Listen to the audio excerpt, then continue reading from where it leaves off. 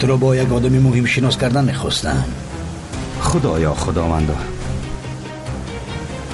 مراتبه دیگر که دعوت کردم زود به نزدم بیا، فهمه؟ خوب میلش. خوب اکنون بیرو.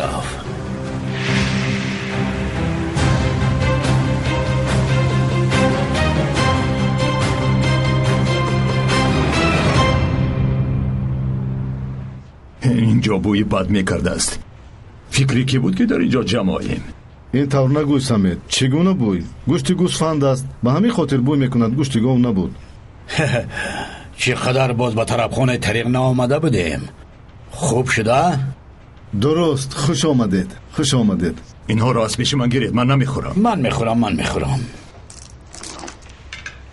بیار بچه بیار. طریق، این جگر حیوان است. تو چی ها میگویی اورهان؟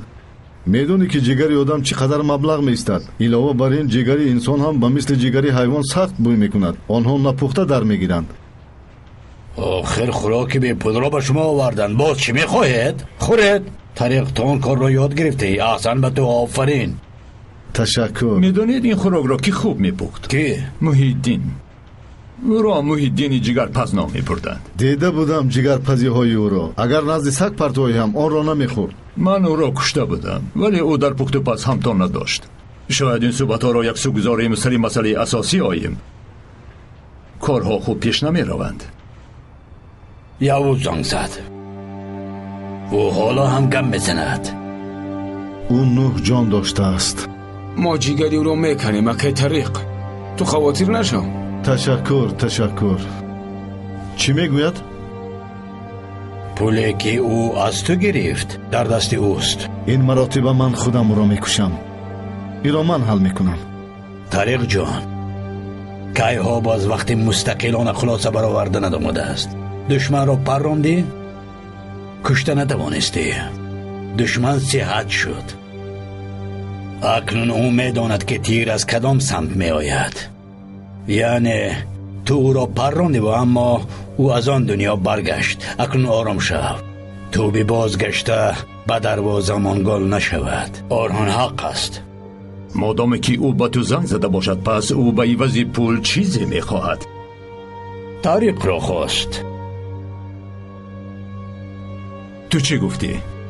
چی هم میگفتم؟ گفتم که بیا میدیم. چه جای شوخی؟ بیامان.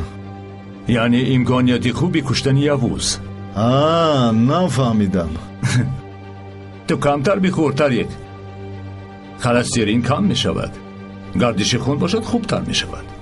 سمیت، احترامی من نسبت تو بسیار بپایان است، ولی به من بسیار فشار نیار. خوب، تمام. آرام شوید.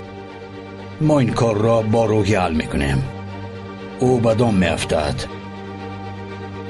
روحی این مسئله را حل میکند. روحی آدم کش؟ روحی؟ او یک دیوانه است. و یوز دل می سوزد.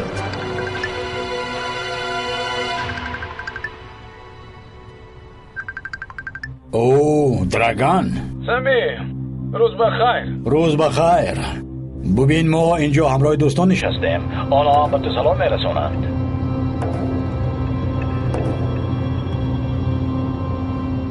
آها، همه یک جای جمع شدند. خب کدام کشور رو اکنون نابود میکنیم؟ نه، ما مقصد نابود کردن یگان کشور رو نداریم. درست. شما نمیکوشید و میخواهید که پول زیاد را به دست آورید. همین کار شما همین است.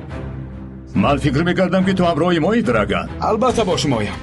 من پول را برای عملی کردنی مقصدم صرف میکنم. تو چی درد داری؟ میدونم که تو تنها برای احوال پرسی زنگ نمیزنی. شما آدم را خوب میفهمید. من هم خوب میفهمم. ولی برای عملی کردنی مقصد نیه به من کمی پول لازم است. پولهای وعده کرده اتون تا حال به من نرسیده است. درست. کمی مشکلی پیش اومد، ولی من در نزدیکترین فرصت آن را حل میکنم. آن مشکلی خردکه که شما در این سوی مرز به من مشکلی کلان را ایجاد میکند. فهمیدم. حل میکنم. خب من یک چند بازیچه فرمایش میدهم. آنها را خریدن لطفا. تا بازدید سمی. مالش تا بازدید. ببخشید، این خطای من است. айби ман ҳал мекунам. бале, айби ту шуд. айби ту